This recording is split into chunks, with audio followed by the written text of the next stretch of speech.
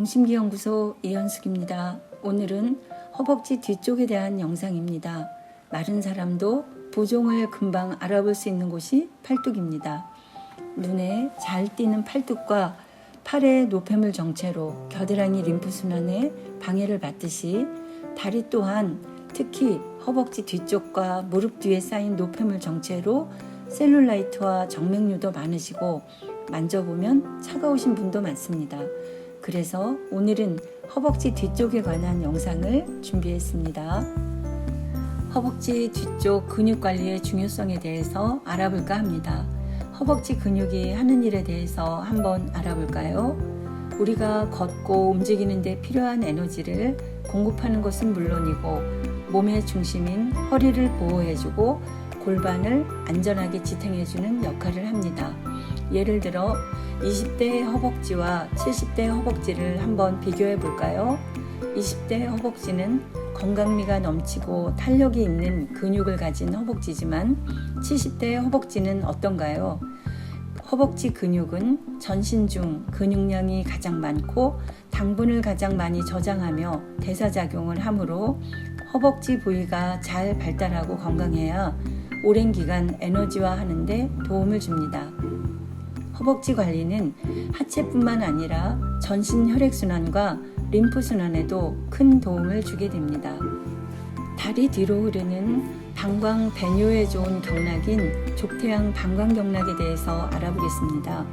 방광경락은 방광, 요도, 신장, 생식기, 자궁, 자율신경과 정신계통의 모든 기능을 다스린다고 볼 수 있습니다.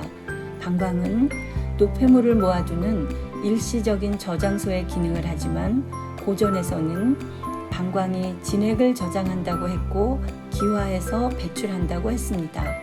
방광경락은 인체의 기화혈을 조절하는 데 중요한 역할을 합니다.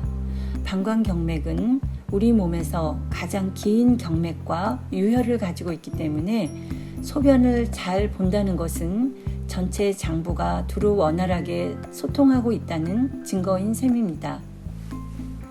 다음은 방광경락에 문제를 나타내는 현상을 알아보겠습니다. 등 통증, 두통, 소변이 힘들어진다, 정신적 문제, 하체 질병 등이 야기된다, 다리의 통증이나 뒷면의 땡김, 냉감, 저림 등이 나타난다. 여성의 경우 근육량이 적어서 남성에 비해 붓기 쉽고 냉증이나 호르몬 밸런스의 불균형, 수면 부족 등의 원인이 되어 붓기로 연결되기도 합니다. 평소에 자주 걷거나 사무실에서도 다리를 자주 움직이면 수분이 아래로 쌓이는 것을 막을 수 있습니다. 붓기를 대수롭지 않게 여기고 있으면 대사는 더욱 나빠지고 노폐물과 지방이 쌓여서 셀룰라이트화 되어 갑니다. 스쿼트나 스트레칭 운동을 하시지만 자리 잡고 있는 부종과 셀룰라이트를 치우는 건 쉽지 않습니다.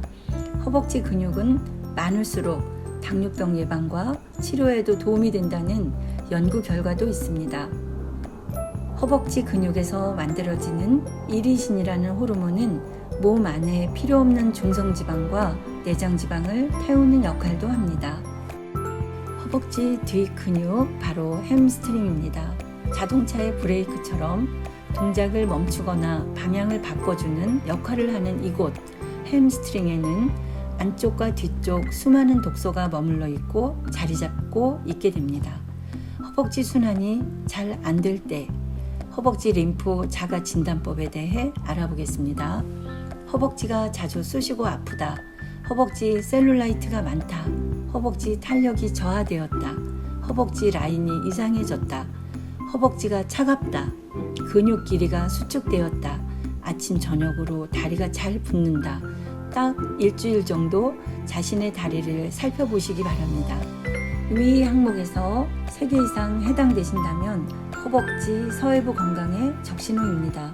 지금이라도 적극적으로 탄력 있는 허벅지 뒤쪽 건강을 위해 서해부 림프절 건강을 찾아보시기 바랍니다. 허벅지 뒤쪽에 쌓인 쓰레기를 어떻게 치울 것인가? 답은 아주 간단합니다. 몸속에 흘러다니는 수많은 노폐물이 쌓이지 않도록 그때그때 청소해 주시면 됩니다. 고여 있는 것은 썩는다라고 잘 아시죠?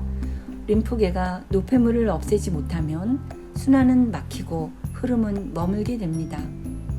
허벅지 뒤쪽에 정맥류와 부종, 셀룰라이트 덩어리들은 순환이 안 되게 하는 요인이라고 할 수 있습니다. 오랜 세월 과부하가 걸릴 때 가장 많이 나타나는 게 부종이지만 붓기를 뺀다고 생각하지 마시고 순환시킨다고 생각하시면서 발과 종아리, 허벅지 순환의 핵심인 서해부 림프절까지 잘 청소해 보세요. 서해부 림프절은 골반 양옆 툭 튀어나온 곳에서 치골까지 엉덩이, 허벅지까지 넓게 분포하는데 다리의 노폐물은 발끝에서 허벅지까지 모두 서해부 림프절로 흘러들어갑니다. 종아리와 발바닥 노폐물의 경우 1차로 다리 뒤쪽으로 흘러 무릎 뒤로 가서 오금 림프절에서 처리된 다음 안쪽으로 깊이 흘러 서해부와 허리와 엉덩이 근육의 노폐물도 서해부 림프절로 흘러들어가게 됩니다. 배나 엉덩이 근육, 허벅지 뒤에 타이트해진 근육, 약해진 근육, 짧아진 근과 근막은 인체에 질병과 통증을 가져오게 됩니다.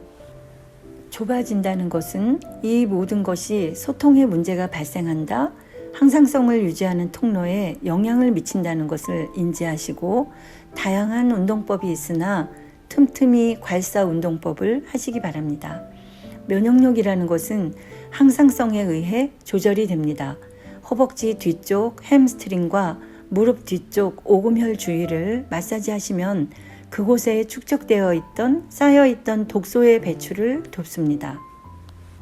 홈케어 방법에 대해서 알려드리겠습니다.